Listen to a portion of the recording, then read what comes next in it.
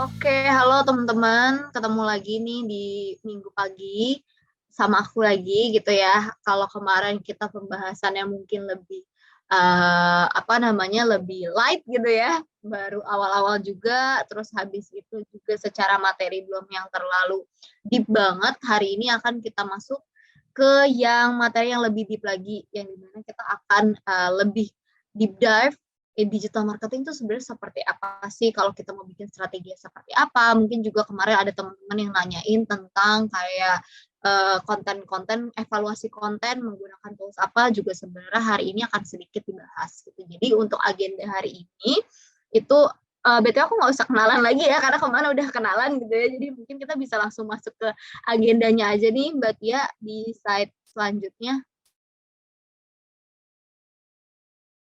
Ya, ini agendanya untuk sebenarnya 5 agenda ini akan ada di minggu-minggu ke depan gitu ya, karena kemarin kan kita hanya belajar tentang basic digital marketing strategi atau mengenal tentang digital marketing itu seperti apa gitu ya.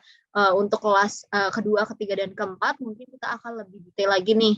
Yang pertama nanti kita akan belajar tentang understand brand and value proposition, ngomongin kayak USP, terus ngomongin kayak target audience, ngomongin tentang sebenarnya apa sih yang bisa membedakan brand kita dengan brand yang lain. Terus abis itu yang kedua itu lebih ke social media channel. Ini aku akan refresh lagi nih untuk teman-teman yang kemarin juga menanyakan kayak kira-kira kalau misalkan brand baru, brand masih dari nol banget, social media channels apa sih yang harus difokusin terutama gitu ya. Itu nanti akan aku bahas apa namanya social media channels itu ada apa aja dan karakteristiknya itu seperti apa.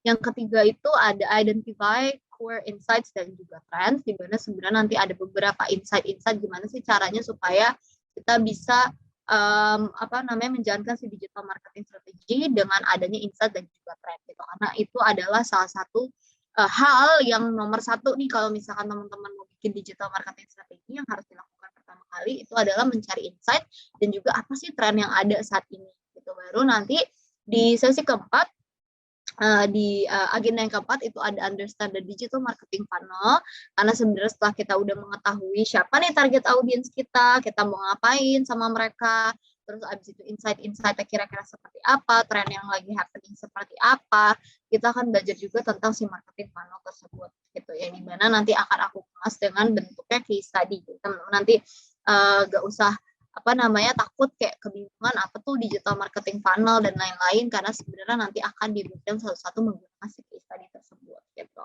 Terus yang kelima juga mungkin teman-teman di sini kemarin kalau aku lihat di beberapa harapannya juga ada pengen tahu ya tentang budgeting dan juga gimana cara lihat analytics dan terakhir yang reporting. Jadi itu juga akan kita masukin di agenda yang kelima gitu. Tapi hari ini karena sebenarnya kita waktunya terbatas dan juga nanti mungkin ada sedikit quiz yang mungkin teman-teman akan lakukan. Jadi hari ini boleh di next, yang kita akan pelajari itu ada 3 gitu ya. Ada sebelumnya understand brand and value proposition.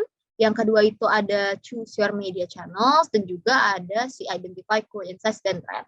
Si understand digital marketing funnel tadi akan kita bahas di hari Sabtu minggu depan. Si budgeting dan analytics dan reporting itu akan dibahas di minggunya. Itu ya teman-teman. Jadi untuk hari ini kita bahas di 3 agenda ini dulu. Oke, kita akan masuk di agenda yang nomor 1 dulu nih, understand brand and value proposition. Mungkin teman-teman di sini udah ada yang pernah mendengar atau belum nih brand dan value proposition? Boleh tulis di komen chat kalau misalkan sudah pernah atau belum pernah. Silahkan. Udah pernah. Oke. Yang lain apakah sudah pernah dengar?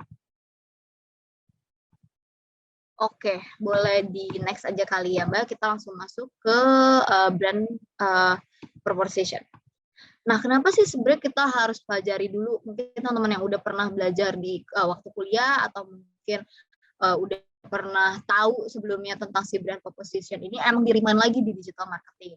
Karena sebenarnya basic dari digital marketing itu adalah mengenal dulu nih brand kalian tuh seperti apa gitu, dan kita juga harus mendefine unique selling point terus si brand proposition itu sendiri. Kenapa? Karena sebenarnya sekarang kalau ngomongin di digital kategori brand itu udah banyak banget dan setiap hari ada aja yang baru, ada aja yang baru. Apalagi kalau misalkan kita ngomongin tentang iklan-iklan ya. Iklannya tuh setiap hari ada aja yang baru, apa namanya, sesuatu selalu update, ada trennya aja gitu. Kalau misalnya ada kategori baru, misalkan burung walet gitu ya, minuman burung walet, misalkan tiba-tiba dia juga memiliki beberapa kompetitor-kompetitor lain gitu ya. Jadi ketika kita membuat suatu produk tuh cepat banget di Indonesia untuk diikutin kayak gitu ya. Nah, sebenarnya kalau di sini pentingnya untuk define si unique selling point itu untuk apa? Untuk membuat brand kita beda dari kompetitor kita gitu. Jadi karena mungkin secara kategori, apalagi misalkan kita mau bikinnya makanan ya, FMCG gitu ya, makanan.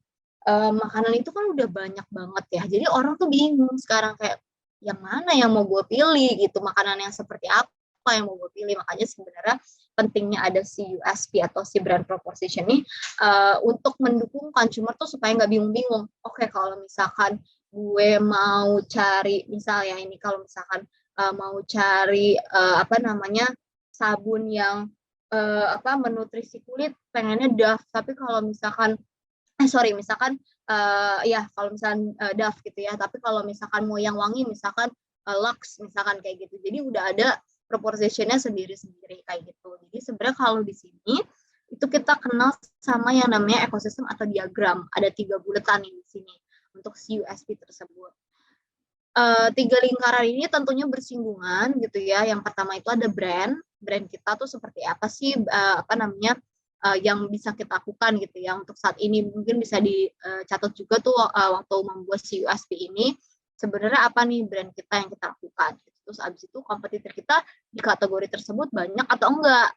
Terus abis itu terakhir adalah mikirin juga kira-kira dengan adanya kategori yang kita buat atau brand yang kita buat banyak nggak sih orang yang mau gitu ya. Dan sebenarnya kalau mereka mau pun apa yang mereka mau itu juga harus dipikirkan. Dan ketika membuat sebuah USP atau unique selling proposition itu sebenarnya semua aspek itu harus dipikirkan karena ada yang namanya winning zone, ada yang namanya losing zone, ada yang namanya risky, sama yang terakhir itu who cares yang tadi aku bilang tentang target audience gitu ya. Winning zone itu pastinya kita bisa memikirkan kayak oke, kalau misalkan main di daerah yang seperti ini kayaknya belum terlalu banyak orang yang menjual dengan cara seperti ini deh gitu ya. Tapi kita juga memikirkan untuk leasing zone-nya gitu ya. Kalau misalkan kita pikirin tentang brand kita itu itu aja biasanya tuh bisa losing juga. Ternyata banyak banget nih orang-orang yang main di kategori tersebut dan secara message yang disebutin tuh sama gitu ya. Kalau misalkan kita ngomongin tentang makanan ya makanannya cuma enak doang misalkan gitu ya, semua orang bilang ngeklaim makanan mereka enak gitu, tapi apa yang membuat apa yang bisa membuat brand kalian tuh stand out kayak gitu, itu yang harus dipikirin. Jadi ada winning zone-nya, ada sih losing zone-nya. Terus abis itu juga risky gitu ya, dimana sebenarnya itu apalagi sekarang ya competition tuh tight banget di seluruh kategori menurut aku ya. Mungkin kayak kita juga harus mikirin gimana caranya supaya kita bisa mungkin lebih main di emotional touch-nya audience, mungkin lebih bisa inovatif, terus juga bisa juga secara eksekusinya nanti kita juga pikirin banget nih brandnya akan seperti apa gitu. Jadi udah dipikirin sebelumnya gitu ya resiko-resiko yang akan muncul kira-kira kalau kita membuat brand yang seperti ini tuh kayak gimana gitu, apa yang inovasi yang harus kita lakukan. Terus abis itu eksekusi apa yang seharusnya kita lakukan kayak gitu. Yang terakhir itu ada si who cares. Who cares itu sebenarnya lebih ke orang audiensnya gitu ya, karena sebenarnya biasanya kalau misalkan dalam kategori tersebut banyak banget audiensnya, banyak banget yang main di dalam situ, kompetitornya banyak gitu ya. Biasa audiens udah yang dipikirin ya udahlah yang top of mind aja gitu ya, yang udahlah yang biasa aja gitu, nggak mau coba-coba yang lain deh, udah coba yang udah pasti-pasti aja, itu selalu dipikirin pasti. Apalagi kalau misalkan kalian menargetkannya secara audiens itu yang lebih mature, dimana orang yang lebih mature tuh udah pasti nggak mau coba-coba hal yang mereka belum tahu sebelumnya gitu. Kalau misalkan targeting ke Gen Z atau millennials mungkin masih bisa lah ya di tweak gitu ya, kayak apa namanya, KOL ngomong apa masih bisa dibantu lah tuh, untuk si apa namanya, si audiens itu mungkin tertarik atau mungkin teman-teman yang ngomong dia tertarik. Tapi kalau misalkan secara target audiens udah mature, udah pasti dia nggak mau tuh, kayak pasti mikirnya kayak, "Udah ngapain sih kalau misalkan belum pasti nggak usah." Udah pasti itu. Jadi kayak, itu juga harus dipikirin juga secara target audiens gitu. Nah, kalau kita ngomongin tentang si brand proposition ini sebenarnya di sebelah kanan itu ada contohnya dari Dove. Ini sedikit aja maksudnya brand proposition secara singkat. Di mana sebenarnya USP-nya atau misalkan apa sih yang membedakan Dove dengan brand-brand sabun yang lain itu adalah karena kalau di sini Dove itu terkenal tidak akan membuat kulit kering gitu ya. Atau misalkan biasanya itu tidak hanya diklaim dari Dove-nya aja, tapi mereka misalkan apa namanya, mereka juga ada beberapa research atau misalkan mereka itu juga sering banget membuat sebuah video apa namanya, social eksperimen lah ya, semacam social eksperimen di mana emang si audiensnya ini mencoba Dove dibandingkan sama brand-brand yang lain, ternyata yang lain itu membuat kulitnya kering, sedangkan Dove itu tidak membuat kulitnya kering. Kenapa? Karena sebenarnya si Dove itu ternyata mengandung 1/4 moisturizing cream atau si pelembab tersebut gitu. Jadi itu mungkin USP yang bisa digunakan. Itu buat kebayang aja kalau misalkan brand besar caranya tuh kayak gitu memikirkan si USP tersebut. Jadi kan sekarang banyak banget banyak banget brand sabun. Tapi yang mana yang mau kita pilih? Gitu ya. Kalau misalkan aduh kulit gue lagi kering banget nih, kayaknya perlu nutrisi atau misalkan perlu apa namanya pelembab yang cukup nih, ya udah pakai Dove deh. Jadi udah kepikiran kayak gitu. Itu mungkin sedikit penjelasan tentang si brand proposition itu seperti apa gitu. Boleh di next. Nah, ini sedikit brand proposition tapi secara detail. Di sini yang kita gunakan itu ada positioning statement-nya ada 2 nih. Ada untuk Dove, teman-teman juga udah tahu Dove ya, Coca-Cola juga udah pasti tahu. Jadi ini 2 brand besar yang aku coba breakdown untuk si brand proposition-nya gitu ya. Ketika kita membuat si brand proposition, balik lagi tadi di 3 buletan itu kita harus pikirin semua aspek gitu ya, tentang brand kita, tentang kompetitor kita, tentang USP kita, tentang consumer kita. Jadi kalau misalkan dibuat menjadi narasi sebuah cerita, kalau di Dove itu contohnya ya di sini, untuk perempuan-perempuan di seluruh dunia yang mau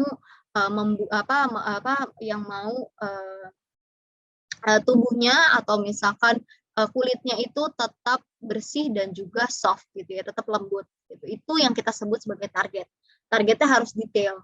Jadi nggak cuma orang-orang yang apa namanya buat cewek kayak gitu doang, tapi untuk seluruh wanita yang ingin memiliki tubuh atau kulit yang bersih dan juga lembut, itu target audiensnya.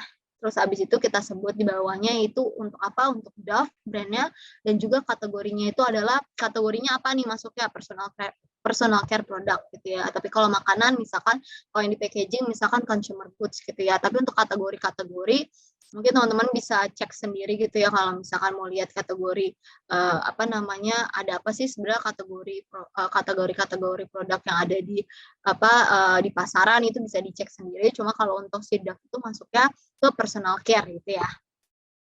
Terus abis itu provide menyajikan apa namanya genuine different feel to their skin and hair gitu ya. Jadi benefitnya apa nih untuk si Dove itu?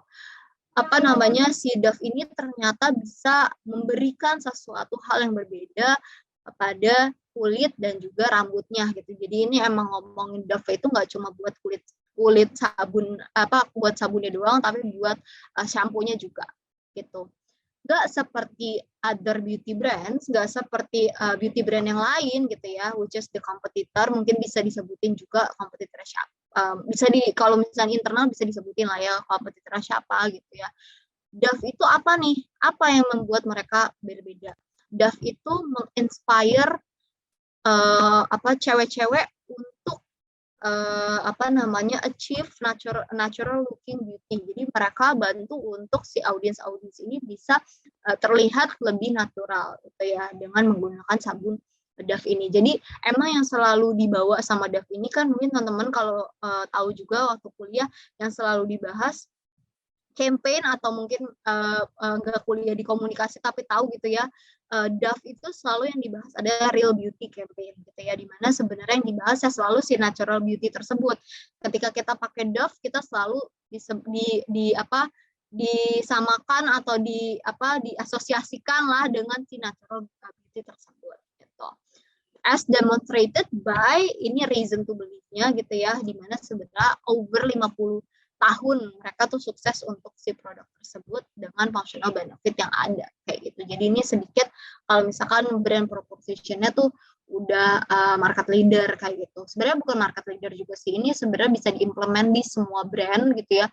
Brand yang baru mulai pun bisa mengimplement ini gitu ya, dicoba aja dulu itu targetnya siapa, sesimpel targetnya siapa, brandnya namanya apa, masuk ke kategori apa, kalian bisa provide apa yang bisa membedakan brand kalian sama yang lain gitu. Apa sih selain functionalnya, apa nih yang bisa ngasih impact ke orang lain gitu ya. Terus di sini juga ada Coca-Cola. Kalau Coca-Cola secara target audiens itu dia tuh menargetkan bukan cewek, bukan cowok, tapi dia menargetkan individu di mana sebenarnya mereka itu mencari high quality drinks gitu ya, mencari kualitas yang bagus untuk minuman gitu ya. Nah, targetnya siapa? Brandnya apa? Coca-Cola. Kategorinya apa? Biasanya itu masuk ke refreshing beverages atau minuman-minuman yang menyegarkan.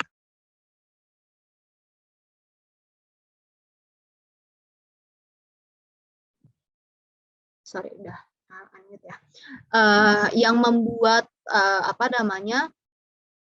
point of difference atau apa sih sebenarnya membedakan itu adalah happiness gitu ya. Kalau teman-teman juga aware, Coca-Cola itu yang selalu dibawa secara iklan, secara message itu adalah happiness gitu ya.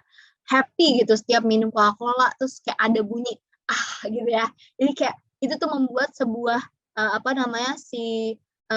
ada soda-sodanya yang mungkin nendang gitu di dalam, dimana sebenarnya itu tersebut bisa dibawa ke happiness-nya. Jadi itu point of difference-nya. Terus habis itu the benefit itu juga Coca-Cola itu membuat positif.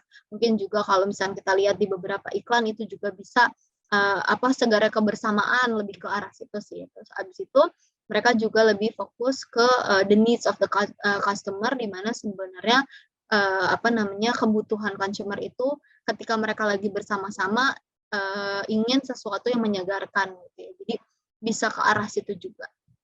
Itu itu salah satu kalau misalkan di kategori refreshing beverages di sebelah kanan tuh refreshing beverages, di sebelah kiri itu si Dove-nya. Gitu. Jadi itu dua brand proposition yang mungkin bisa kita implement juga di brand yang ingin kita miliki, atau misalkan punya bisnis, atau misalkan mau coba-coba bikin bisnis gitu ya, bisa dicoba dari si brand proposition ini. Gitu. Next. Terus kita juga kenal selain brand proposition ada juga si value proposition, di mana sebenarnya kalau di sini itu lebih ke kenapa sih sebenarnya si consumer ini harus bisa memilih gitu, harus memilih gitu menggunakan produk atau layanan service yang kalian tawarin gitu ya. Jadi kayak ini sebenarnya value-nya tuh apa? Ketika orang pakai itu tuh value-nya apa gitu. Jadi kayak kalian harus juga kasih benefit yang clear gitu ya. Oke, kalau lu pakai ini, lu bisa kayak gini gitu. Jadi kayak biasanya sih sebenarnya si value proposition ini juga akan turun ke tagline misalkan kayak gitu. Nah, kalau misalkan di kanan nih ada contohnya, ada 3, 2 yang besar, 1 yang lokal gitu ya. Kalau misalkan di sini kita lihat ada Airbnb, mungkin teman-teman juga pastinya udah tahu Airbnb dan udah menggunakan Airbnb juga.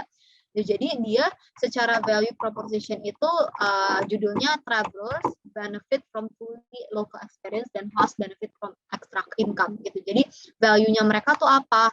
Mereka itu benar-benar kalau misalkan ngomongin tentang Travelers Benefit, ya mereka bisa mendapatkan si local experience-nya tuh dapat gitu ya. Tapi untuk host benefit, which is orang yang meminjamkan si tempatnya itu bisa mendapatkan si extra income tersebut, itu value proposition-nya gitu. Jadi ada untuk si karena Airbnb kan punya 2 target audience ya, untuk si yang si travelers atau si orang-orang yang nyari si kamarnya atau si villa gitu ya, sama satu lagi yang menawarkan si villa tersebut. Jadi mereka punya dua value proposition untuk dua target tersebut kayak gitu. Terus kita juga kenal ya, mungkin ini juga udah aku sering banget bahas, Fit with Real Food gitu ya, minuman sarang walet yang emang sebenarnya banyak banget brand-brand besar, bahkan brand-brand yang investasi di digitalnya gede banget, melihat cara si Fit with Real Food gimana cara supaya mereka kok bisa ya secepat itu untuk growing gitu ya. Mereka cuma 3 tahun deh seingat aku, sekarang udah banyak banget orang-orang yang mengenal Fit with Real Food dan membelinya gitu. Kalau di sini sebenarnya secara value proposition yang dia bawa itu lebih ke healthy life starts now gitu ya. Dimana mungkin udah banyak juga orang yang bilang si healthy life itu mulai sekarang, tapi mulai sekarangnya dengan apa? Dengan cara dia bilang hidup melawan waktu gitu ya. Dimana sebenarnya dia percaya kalau misalkan minuman sarang walet ini sudah diproduksi dari kakek nenek moyang kita, terus abis itu juga bisa bermanfaat banget untuk banyak banget hal di kesehatan kita gitu. Jadi itu yang bisa menjadi value proposition gitu. Dia membawa si heritage-nya itu. Jadi kayak udah turunan, terus habis itu kayak bisa digunakan juga untuk banyak hal. Terus yang ketiga, itu juga yang dari tadi aku bahas juga, which is si Dove, dia tetap support natural beauty gitu ya. Tetap yang dibahas tentang natural beauty gitu. Jadi ketika kita ngomongin lo nggak usah takut gitu ya kalau misalkan rambut lo bentuknya keriting, mau lurus, mau kribo, mau kayak gimana pun terserah, yang penting itu adalah natural beauty lo gitu ya. Jadi kalau mungkin teman-teman tahu untuk si Dove ini value proposition yang dia bawa itu sudah sangat strong, which is si natural beauty tersebut kayak gitu. Oke, next. Nah, setelah kita udah tahu tadi ya tentang defining the unique selling point, brand proposition juga udah tahu, value proposition-nya juga udah tahu. Nah, sekarang ini bagiannya untuk kita, brand gue udah clear nih, udah tahu nih gue mau ngapain sama brand ini gitu ya. Terus kita bingung, gue mau start untuk masuk ke digital marketing. Tapi untuk start choosing your media channels itu balik lagi brandnya tuh looks-nya seperti apa, target audiensnya seperti apa. Nah, untuk tips dari aku, kemarin juga aku sempat mention di awal untuk untuk brand-brand baru, brand yang masih nol banget, 2 channels untuk difokusin itu itu yang menjadi prioritas. Jadi kita pilih aja misalkan Instagram dan Facebook gitu ya, atau misalkan cuma mau TikTok doang karena sekarang ternyata TikTok bisa nge-boost gede banget, boleh aja. Yang penting kita fokus ke dalam situ dulu gitu ya. Jadi kalau di sini mungkin aku akan sedikit cerita untuk karakteristik ya. Facebook lagi-lagi karena isinya itu lebih ke community, mungkin lebih ke storytelling di mana banyak banget orang-orang yang cerita tentang sharing experience mereka gitu ya, tentang gimana sih sebenarnya kalau misalkan ada di sebuah komunitas gitu ya, mereka cerita aja gitu satu sama yang lain gitu ya. Terus abis itu biasanya matriks yang digunakan atau hasil yang didapatkan itu lebih ke reaksi dari orang-orang, terus di-share juga ceritanya tersebut. Terus kalau untuk ngomongin tentang posting, karakteristik dari Facebook sendiri itu bisa lebih banyak daripada di Instagram, dimana sebenarnya untuk Facebook bisa sampai 3-4 kali per week kalau misalkan mau nge-post sebuah konten. Terus kita juga tahu yang namanya Twitter. Twitter itu lebih dikenal lebih ke conversion gitu ya. Conversion di mana orang itu ngomongin di satu thread panjang banget isinya, bener-bener ya conversation gimana sih kayak satu orang nge-tweet dibalas sama si orang ini, ditanggepin sama si orang ini, ditanggepin sama si orang ini. Jadi itu membuat sebuah conversation cloud gitu. Terus itu kalau misalkan kita ngomongin tentang postingnya, biasanya ini juga bisa lebih banyak ya, bisa sampai 5 atau 10 post per day, tapi tergantung juga kalau misalkan bingung mau isi konten apa, ya mungkin 3 juga cukup sih sehari gitu ya. Jadi kalau Twitter bisa ditentukan aja gitu ya, bisa disesuaikan aja. Karena biasanya Twitter itu orang nggak terlalu ngeliat banget gitu ya, kalau misalkan kita mau posting banyak-banyak ya bebas gitu, karena orang nggak terlalu kayak judge yang kayak Instagram, buset deh nge-post mulu nih orang kayak gitu kan. Kalau di Instagram itu secara karakteristik memang ya aku udah bahas ini berkali-kali, great visual, visually engaging, di mana sebenarnya orang tuh lebih banyak nge-like, nge-comment, nge-share juga ya. Terus biasanya secara post itu cuma 1 kali post per day. Terus ada YouTube. Di sini YouTube itu engaging videos, terus biasanya lebih ngomongin tentang subscribers, lebih ngomongin quality videonya. Terus kalau YouTube juga sama kayak Instagram, cukup 1 kali per minggu atau misalkan 2 kali per bulan juga nggak apa-apa sih sebenarnya. Karena YouTube itu kalau misalnya kita mau syuting konten, biasanya harganya cukup lebih pricey atau cost efektifnya lebih rendah dibandingkan kalau misalnya kita posting di Instagram gitu. Karena YouTube harus yang kayak bagus kan ya kalau misalnya kita ngomongin tentang video di YouTube. Terus habis itu ada TikTok. TikTok itu lebih ke entertainment, kontennya lebih ke entertainment, lebih ke gimana cara supaya kita mendapatkan impression, gimana cara supaya kita bisa mendapatkan views yang juga oke. Terus mungkin kalau misalkan ada hashtag challenge juga mendapatkan partisipan yang banyak kayak gitu. Untuk TikTok biasanya 1 post per day itu biasanya udah oke sih gitu kalau misalkan dilihat dari habitnya.